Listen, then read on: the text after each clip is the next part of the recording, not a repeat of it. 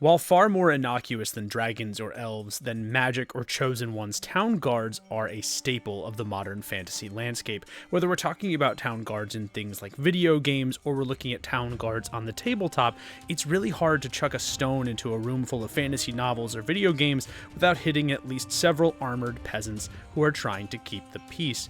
However, here on Desks and Dorks, we're going to be interested in whether or not you can truly make some very accurate town guards. Hello everybody, I'm Kyle, I'm the Dork. Welcome to Desks and Dorks. A few things. One, if you'd like to help us out, all of the YouTube pleasantries really do go a long way to doing so. The best way to help us out, however, is by purchasing our games in the links in the description below. You can get digital copies of our RPGs over at itch.io, or you can get physical copies from our good friends over at Indie Press Revolution. It is greatly, greatly appreciated. And speaking of being appreciated, thank you all to everybody who has watched our low fantasy video. It is the piece of content that I am the most proud of. It is something that I worked immensely hard on, and the fact that so many of you have responded to it so positively, it warms my heart. Sincerely, I really do appreciate it. So I reached out to the Desks and Dorks community. I said, what do y'all want me to cover for the next video? You said you liked the historical stuff, and so we are continuing on. The one that won the poll is this one. We're going to be talking all about town guards.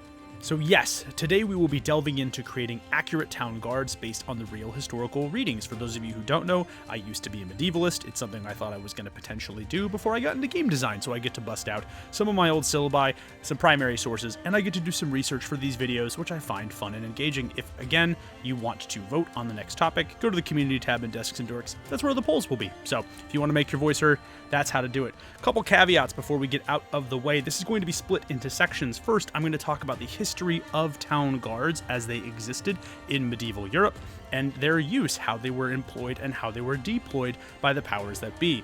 Again, an important caveat, I am a Eurocentric historian. That was my training, that was my background, so I am going to be missing some wide swaths of the medieval world. Again, those time periods are really interesting, and my apologies there, but I don't have the training or the background to speak on those with any amount of authority, and I would like to defer to the experts. Those time periods are, again, worth engaging with, and they are worth delving into. It's just that I do not have the expertise to make that happen. So, very important caveat there. Two, we're going to talk about how to set your guards up before games. I'll explain what I mean by that beforehand, but I think it helps to actually create a sort of organizational hierarchy for how your guards are going to exist and how that will inform your role playing. And then lastly, how to use those guards when you get in-game. Now, as cool as the concept of town guards are, I have to rip this band-aid off now. Town guards, as they exist in modern fantasy, are about as historically accurate as machine guns. Like, I'll be honest, the odds of you encountering a town guard like the ones in Skyrim, for example, that are like, I used to be an adventurer like you till I took an arrow to the knee, you're not going to find that anywhere. And in fact, in most of the primary sources and even the secondary sources that I found, that is the furthest thing from the existence of town guards. Instead, town guards are in many ways a reflection of this time period in medieval Europe. They are, in many cases, loosely affiliated, irregularly armed and armored, and in many cases, very poorly trained. And we'll go over exactly what I mean by that in a couple minutes. But again, the type of guard that you are going to encounter is going to depend wildly on who that guard owes fealty to, whether that is a feudal lord, a local merchant, or just each other. It's going to be wildly different. Their level of equipment, training, and purpose are going to vary greatly. That is an important caveat to make right now as we talk about the different types of guards that your people might encounter if they were playing in a historically accurate role-playing game setting. Again, equipment, loyalties, and roles within society are wildly varying depending on their funding, which means how much resources that they are going to get, how much time they get to actually be guards, and time is a resource when we talk about town guards. Again, I'll explain in a little bit. And on their founding, what principles were these guards founded on, whether that is a protection of a community or the protection of an individual, or in some cases, the protection of an ideal. But for ease of use and for ease of playing, I have separated the types of town guards into 3 separate rungs because I believe that's the easiest and best way to organize them for you as game masters. The first one, of course, is the peasantry. This is the town militia. This is the group of concerned citizens that are forced to defend their hamlet or their thorp from, I don't know, raiding monsters, bandits, or just your average run-of-the-mill ne'er-do-well. These are the lowest rung of town guard, and I mean that literally. In many cases, these are not professional soldiers or people who have any type of formal combat experience whatsoever. These are farmers who have taken time away from their crops and from their work in order to protect the place that they live. That's what I was saying when I meant, hey, time in itself is a resource for these groups.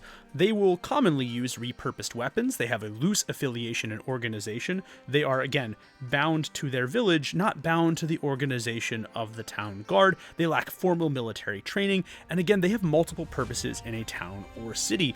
I really want to talk about the idea of repurposed weapons. This is one of my favorites. Many people in high fantasy or in the medieval ages or in fantasy role-playing in general are familiar with the flail, but few are aware that it has its origins as a threshing tool.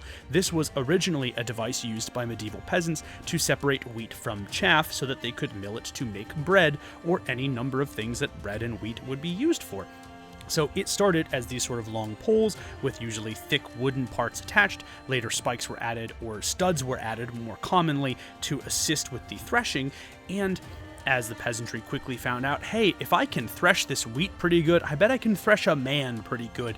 And eventually this became repurposed into a combat weapon. It is a compelling one and an interesting one because, much like a lot of peasant weapons, it did not take a ton of training to get good at, especially because your average peasant had a degree of familiarity with it as a result of having to use it every single day as a part of their regular lives. Again, it was not uncommon for peasants to repurpose farming implements or farming tools for their use in medieval warfare. If you're looking at this image right now, chances are you are seeing a non-spiked version of the flail, but you're also probably seeing things like pole axes, which would have been repurposed in some cases from picking tools for orchards, and of course the pitchfork, which, as stereotyped as it is, the pitchfork was actually a relatively effective anti-infantry weapon, and again, has its huge uses in fantasy, and it's a trope in fantasy, but it's a trope in fantasy actually for a reason. The pitchfork was a relatively goated peasant weapon in terms of its effectiveness and its cheapness to use. Again, when we talk about medieval weapons, ease of access and cheap price are hugely important because these town guards would have equipped themselves with money out of their own pockets, or equipment out of their own pockets. We have to, of course, talk about the three kings of medieval weapons. If those of you who are familiar with our low fantasy video from before, I will just gloss over these,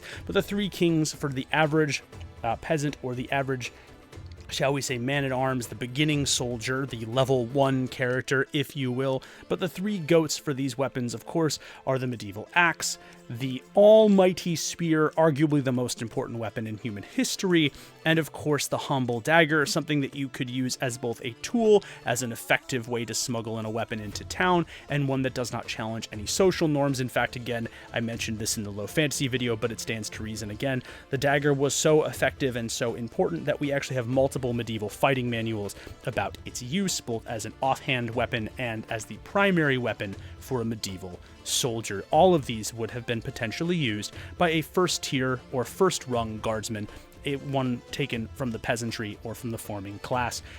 Again, when we're talking about equipment, the two kings of any peasant levy or any peasant militia would have been the simple shield and simple helmet if a peasant was particularly well endowed financially, or perhaps they are blessed by a fief lord or a duke, somebody who is in charge of their organization and in charge of the land that they farm, who actually wants them to see, I don't know, another tomorrow. Some of those guards probably would be equipped with some form of gambeson, but again, this would have been rare, as your average peasant is probably not worth equipping in the eyes of their feudal lord.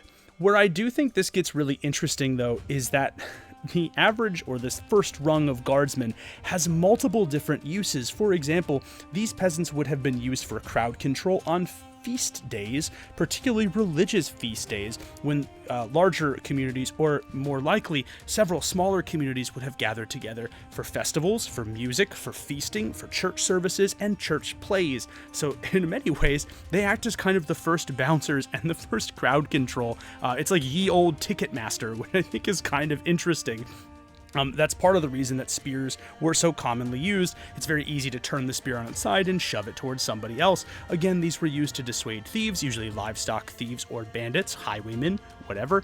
But I think one of the most interesting points about this, and we actually have numerous primary sources depicting this, but peasant guards like this one would have been used to help fight fires. And actually, we have a couple different primary sources that depict the use of the halberd as an anti-fire weapon. This axe would have been used to chop down a door to potentially go into a burning building and maybe pull somebody out, or a smoldering building to pull out the remains, more likely. But the hook and spike could be used to collapse areas of daub walls so that they would collapse on themselves, thus smothering the fire. And the hook could actually be used to pull out debris, again, to smother a fire. We actually have a couple different examples of this in primary sources, which is really interesting. When we think of the halberd, we think of two guards crossing it to stop someone from passing.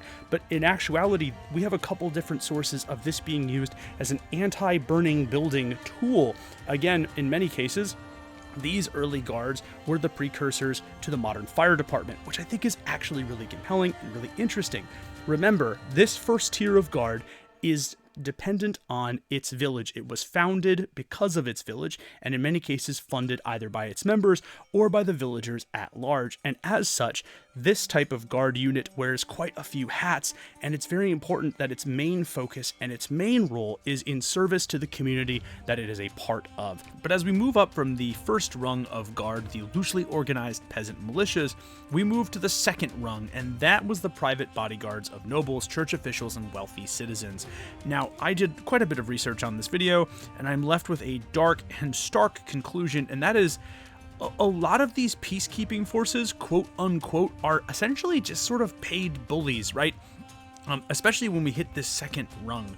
So again, you have to think that a peacekeeping force is really only as, I don't know, not effective, but is as loyal as it is based in the community that it polices or that it watches over. And the peasant group, of course, is loyal to its community. Again, these are concerned citizens who are attempting to fight during a time where there isn't a central authority necessarily that can give them justice or give them some sort of defense. Now, again, you do run into sort of mob rule in some cases, but this is the best we can do for this time and for this system.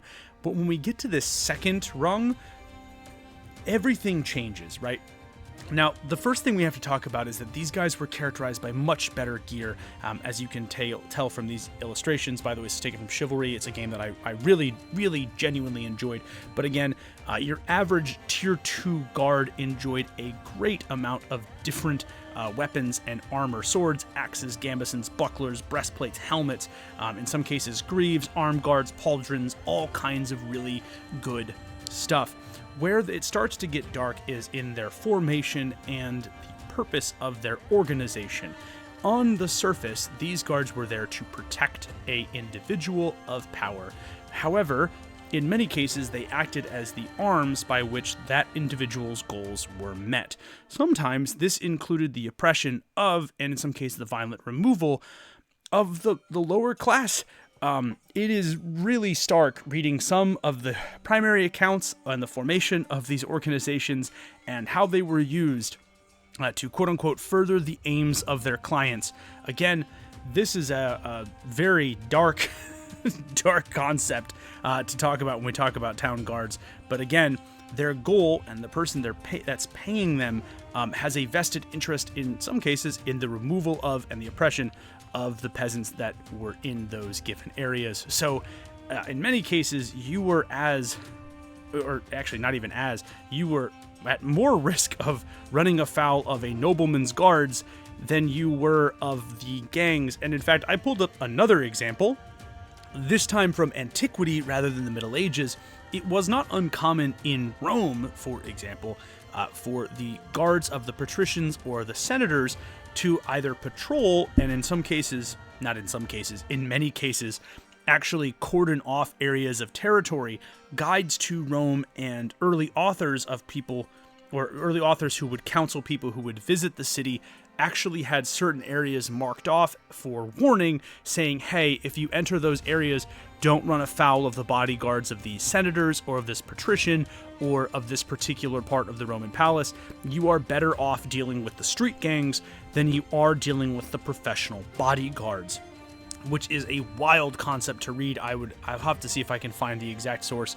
Maybe I'll be able to share it in the description, but it was a wild read to hear about how these different factions of guards were ostensibly there to basically try to keep order with the city, but in many cases were essentially acted like organized crime, strong-arming businesses, burning down businesses that refused to pay them, strong-arming tourists and stealing their belongings, doing some far worse things I really can't talk about here on YouTube. But again, this is wildly different. Also, when we hit Tier 2, it's important to talk about the fact that these guards were, in many cases, starkly territorial.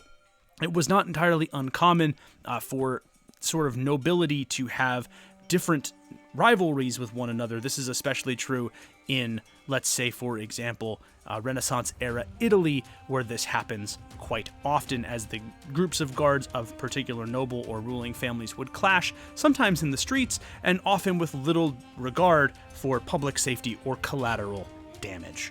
But all of this brings us to the final rung of bodyguard, and earlier in the video I mentioned that sometimes guards fight for an ideal in addition to a paycheck. And that brings us to the final rung, bodyguards for rulers, kings, or individuals of immense power. And I can think of no greater example than the Varangian Guard of the Byzantine emperors. So after the fall of Rome, something happens. The Eastern Roman Empire, ruling from Constantinople, becomes the Byzantine Empire. It becomes the heirs to Rome in the East. And in order to protect its emperor, it revolves around something called the Varangian Guard.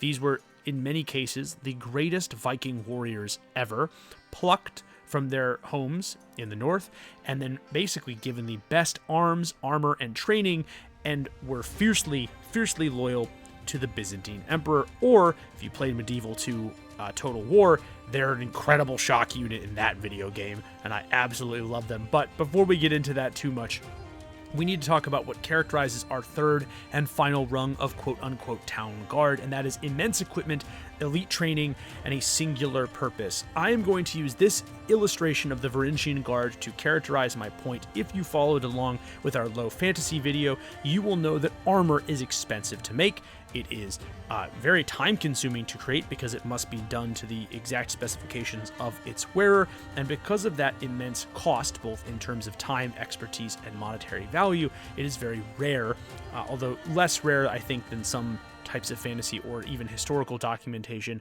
would suggest. But the Varangian Guard is basically coated in metal. You can see here that it has a mail coat, a ring mail coat, a thick helmet, a strong shield. He has greaves over his legs, which you can't see. He does, of course, have the bracers, which protect his wrists and forearms, and he is kitted to the nines in weaponry, including, of course, the great axe, one of the three goats, of course, of medieval weapons, but he has dagger, love that as well, a shield, beautiful, a helmet, and even a sword.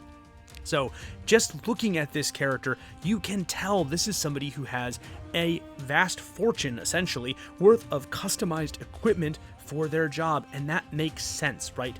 This is not a regular knight. This is not a regular soldier. This is not a man-at-arms. This is a member of an elite warrior class that has essentially been given a small fortune's worth of weapons with which to bring pain to his enemies, and particularly to the enemies of the Emperor, which is the exact role of the Varangian Guard. Of course, we talk about immense training, because the Varangians were taken from Viking society, or at least from Norse society. They were sort of born and bred into cultures of war. They got really good at killing very early, of course, and last but certainly not least, a singular purpose. There is no other purpose for the Varangian Guard other than to protect the Emperor, do what the Emperor tells them, and to further the interests of the Emperor. Now, we do have examples of palace intrigue, of certain members of the Varangian Guard, or any palace guard being turned, but for the most part, this is an elite unit, given immense training, a small fortune's worth of weapons and armor, and blessed with the singular purpose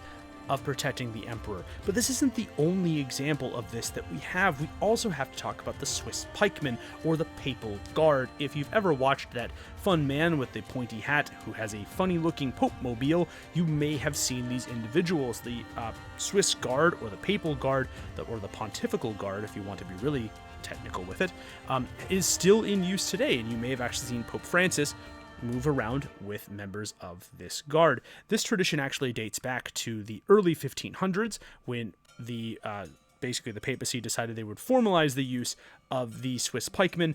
But again, this actually goes back way, way, way earlier, when Switzerland would sort of farm out its elite soldiers as mercenaries to other conflicts around the globe. The papacy liked that they had this elite, highly trained force, and thus formalized the Swiss pikemen as the, shall we say, go-to papal guard in the 1500s.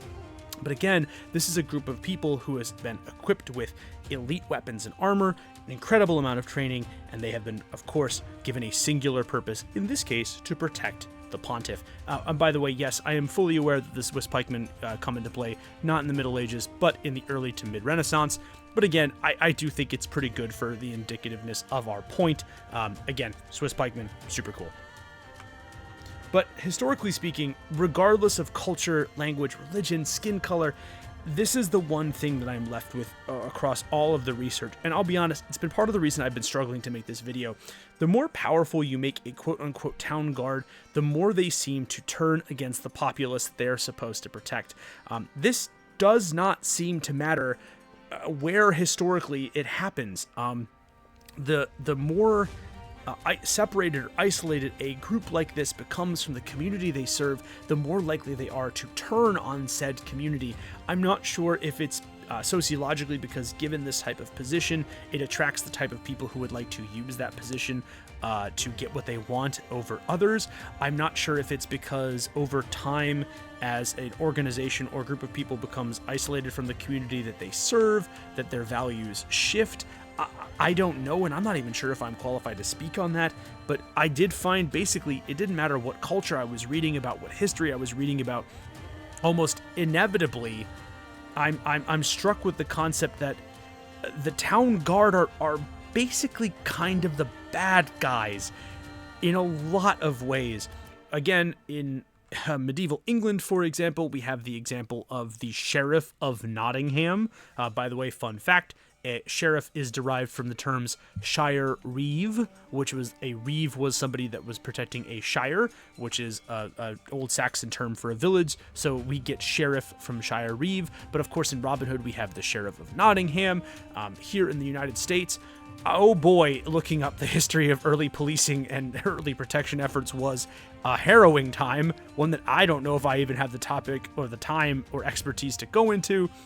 But again, across all cultures, I'm left with the stark feeling that if you're going to put the town guard into your games, depending on how well funded this town guard is, again, the more well funded they are and the more isolated you make them from the community, the more likely they are to turn against the communities they serve. But with all of that historical background taken into account, let's talk about how you can use town guards in your games. And that begins with how they are founded. I wanted to keep this as simple as humanly possible, and so I have used the humble D6, the workman's dice, for us to discuss how you can create your own guard patrols really simply. I imagined and I envisioned this would be something as simple as rolling this dice 3 times. So first, we want to start with the founding of this. Remember, as we talked about in the beginning of the video, the role that a town guard seems to play historically is linked inexorably to its founding. And so a community-founded town guard, for example, are basically just a group of concerned citizens trying to make a need, but a bunch of elite warrior guards have been assembled there in order to fight for someone or something of great importance, not unlike a, shall we say, landed knight who is forced to crusade against the forces of evil, even though he doesn't really want to be in that backwater. After we establish our founding, we need to establish the attitude of this guard.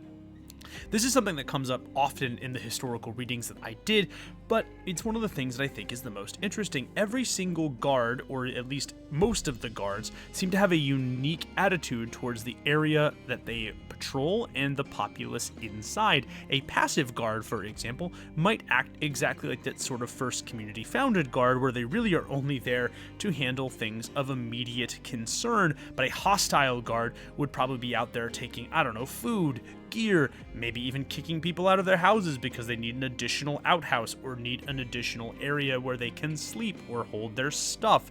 But again, it's very important and it's imperative for us as game masters to create an attitude for these guards, because it's going to be indicative of how they treat the players and how they move throughout your campaign world. Again, an expansionary force of soldiers, for example, might want to rove out from the ruined fort that they have established a base in if they think it's in their best interest to do so, and if they think that the peasantry can't stop them. And last but certainly not least, we need to establish an amount of funding for these guards. Again, self-funded peasants are going to have something along the lines of scrabbled together weapons, woodcutters, axes, scythes, shall we say pitchforks, things of that nature, and maybe some loosely cobbled together armor, whereas things by a wealthy patron or an elite, shall we say, charge, will have these guards equipped and outfitted with incredible weapons and armor that is top of the line, and will allow them to be not just effective against the peasantry, but probably effective and even deadly against the players. Once we've established the motivations, funding, and use of our guards, it's time to delve into the next part, and the first thing I think you should do is establish a route for your guards to take based on both their funding and their attitude to the area that they occupy. So let's consider, for example, that we have made our own patrol of guards. I've rolled the 3d6 3 times, so my first roll, I went up with a 4. This is a personal guard, a well-armed one of the middle-class elite of town guards, so to speak. 2, they have a passive roll. So again, I rolled a 2 on my dice, which means that they take a passive roll to the populace. They're not really interested in roving out into the area. They're more interested in maintaining either a defensive position or in just keeping the status quo. And lastly, they are elite. They're really, really, really well-funded, and as a result, have superior equipment, but maybe not superior numbers. And so I thought, how interesting would it be if my guard, for example, has taken up residence in an old abandoned bathhouse, or maybe not abandoned, but one that they have cleared out for their wealthy client. The client believes that that area is unclean, and thus they really just refuse to leave the bathhouse, which forces these guards to stay in there. Now, when I say plan your route out, remember that these are guards. It means that they're going to have to patrol or at least take up defensive positions or maybe even offensive positions in an area in order to accomplish whatever their goal is.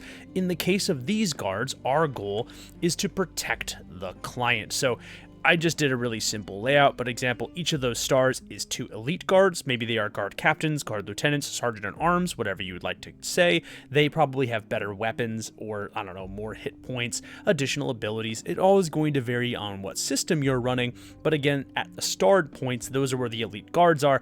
And then, of course, we have 4 other guards. They have sets of 2, and they just patrol those gangways, making sure nobody else slips in through, I don't know, cracks in the bathhouse, open windows, spaces in between the pillars. It just depends on what you would like to say is the backstory for this. But again, very simple guard route, but it fits the type of guards that we are working with. Remember, this is an elite bodyguard, maybe not the most elite bodyguard, but still a bodyguard nonetheless. It fits their attitude. It's passive. They're not roving out from this place. They're not trying to take things that don't belong to them. They are simply taking up a defensive position around their client. And of course, it fits the fact that they are a truly elite group.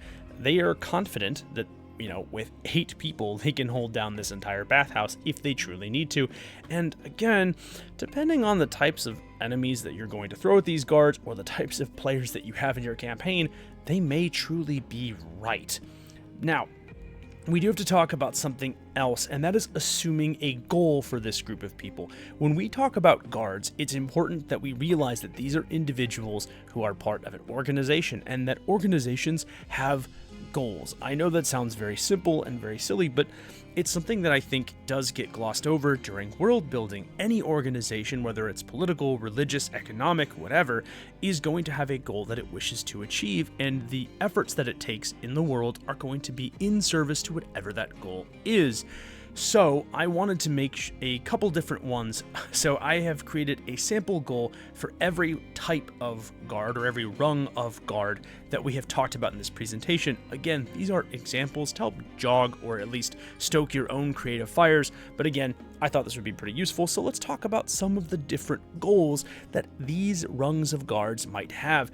At the high end, at the elite end, I have what I call the Last Brotherhood. These are the 30 remaining members of the High Hierophant's personal bodyguard. They are master swordsmen, devoted to their religion, and because I wanted to make this interesting, because I think world building is compelling and combat should be a puzzle, every single person in this group realizes that they are 100% doomed, and they are willing to see the entire journey through to the very bitter end. So when you get religious fanatics who fight to the death, I don't always find that to be overly realistic, but the Last Brotherhood, they will fight to the death. They have already made it up in their minds that they are dead, that everything has fallen, and that the things that they want to fight for have truly and completely abandoned them, which is kind of why I love this. Again, these are heavily elite guards, small in number, but really great in skill and equipped with the best that money can buy, and coupled with that, a sense of religious fervor and fanaticism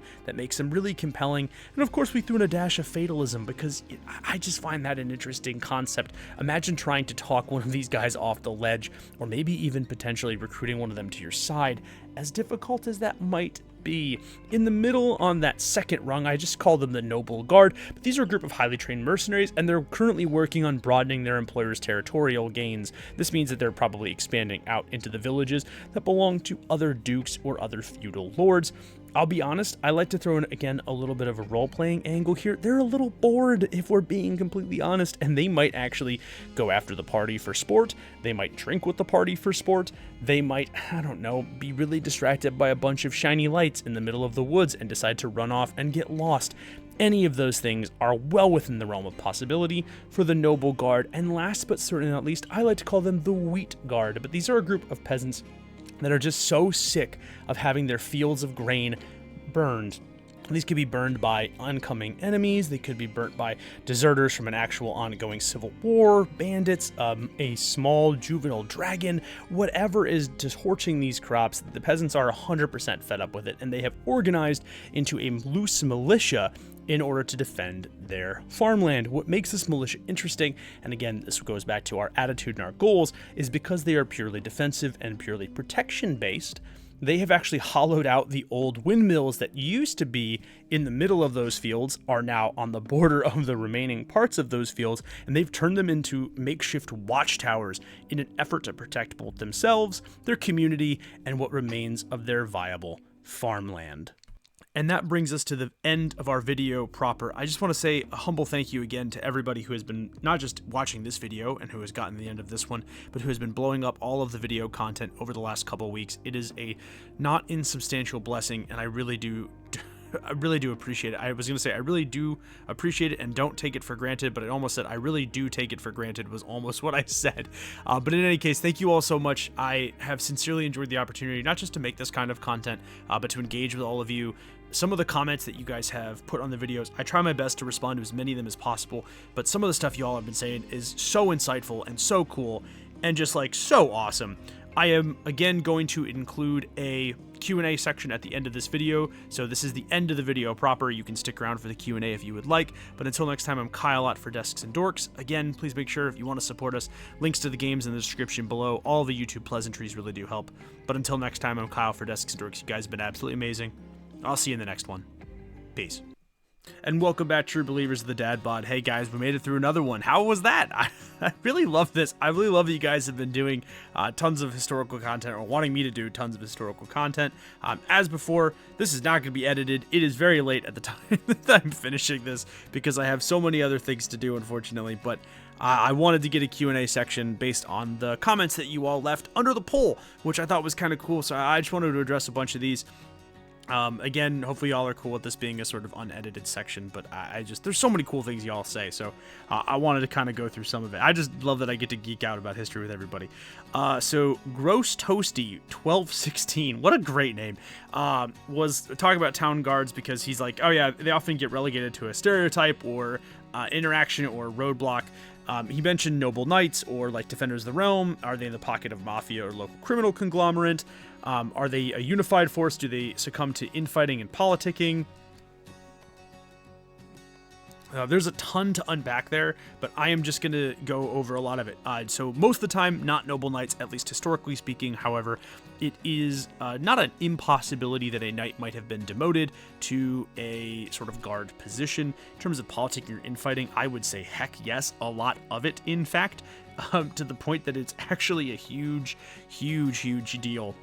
And when a lot of times, at least from my historical research, again, regardless of culture, they generally tend to be like well-armed bullies and generally tend to fight with each other about everything and anything. It doesn't matter whether we're talking about Rome or Renaissance Italy or medieval England or France. Like it's wild that much power goes to that many people's heads so quickly. But again, it's one of the things that he does bring up is that there's so much you can do with them and that they don't ever get done justice. I would like to think I have created a lot of different low prep ways in order to make these interesting and perhaps even compelling. Our boy Ignacio Zeggers 5267, man, Ignacio's been a subscriber for a long time. He and I have interacted in the comments a lot. Really appreciate it, Ignacio, by the way, if you're listening to this piece, man. He's part of the reason that there are so many more visuals to a lot of our videos. There was a spate there where I was trying to get more video footage for Desks and Dorks content, and I couldn't. I was really struggling. I was going through a lot of like copyright stuff that was making it impossible for me to get things done. But he was he said he was curious to hear what my take on guards would be. Sentries being there, they'll yelling, "Stop right there, criminal scum." I don't know why I'm drifting into Kermit the Frog there. Yeah, it's not easy being a town guard, you know?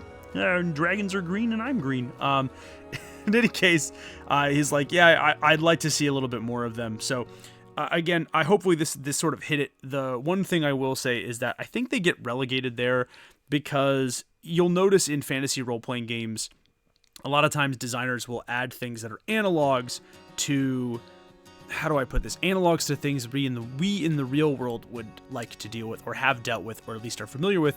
And so town guards are often treated as sort of one-to-one recreations of or copies of a modern police force, which, oh boy, that was a dark place to research, at least for the the part of this particular video. And it also winds up sort of taking away, I think, from how interesting town guards and town warriors are just in general. I really, one of the things that was really striking was how much, maybe their dark nature didn't change so much, but how much each individual section of town guards felt different and unique based on who they were working with and why they were working, which is pretty cool. So I really enjoyed that. Long common low fantasy video. Town guards. Okay, most people just talked a lot about town guards. I love... questions. What do town guards look like day to day, and what's their answer to situations? So day to day, I think, is going to depend entirely on the guard. By the way, this is Miko272 who asked this. So I think the day-to-day operation of town guards is going to look very different depending on what type of town guards you're working with. Like the day-to-day for peasant guards, for example, is mostly just field work. Sorry, pardon me. Mostly just field work, which I think is really compelling, right? They're farmers and craftsmen before they are actual town guards. But a nobleman's battalion or a nobleman's retinue is really one of the things that, really just trying to protect and trying to watch over those individual people. I think that's it for the questions from the poll. I just wanted to share two pieces of really fun trivia that I have discovered and sort of found and uncovered during my research, either for this video or even before this video. I did bring up this very briefly, but I wanted to bring it up again in case anybody missed it. But we get the word sheriff from the Anglo-Saxon term shire reeve, which I think is awesome. The term reeve, I think, is sick. Can you imagine being called the reeve? Like, that's so cool. That's just badass sounding to me. But yes, sheriff comes from shire reeve. Shire meaning a town or a village. I know I'm mistranslating it a little bit, but that's essentially what a shire reeve is, a town protector. which is where we get Sheriff from. The other fun thing, and I almost made it its own slide, but I didn't, comes from Skyrim, where I referenced the guards being like, I used to be an adventurer like you until I took an arrow to the knee. This is not a literal arrow, so I'm actually uniquely qualified to talk about this. This is a reference to a sort of illusion or literary device that we find in, I don't think it's the Anglo-Saxon Chronicle, no, it was in the Icelandic sagas, but when a person refers to taking an arrow to the knee, it's not a literal arrow.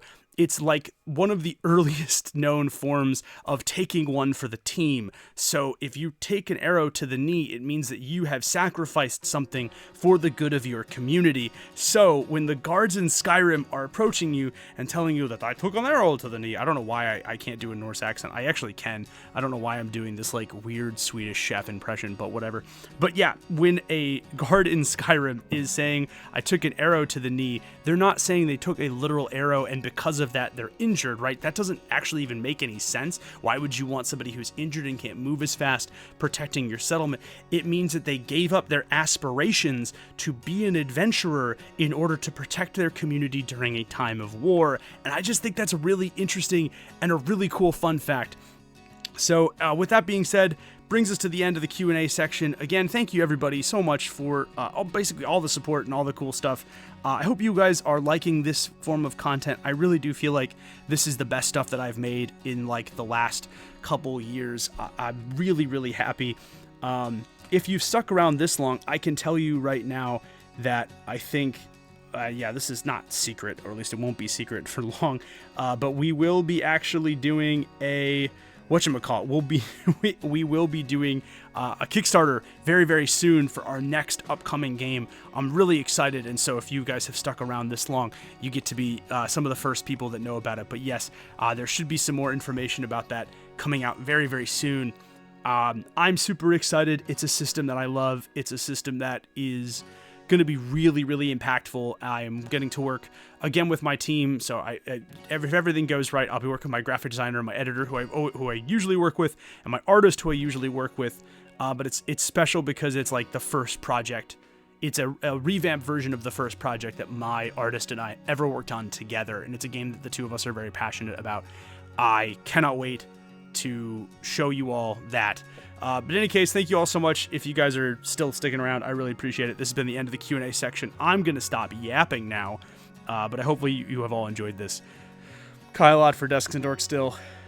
Peace.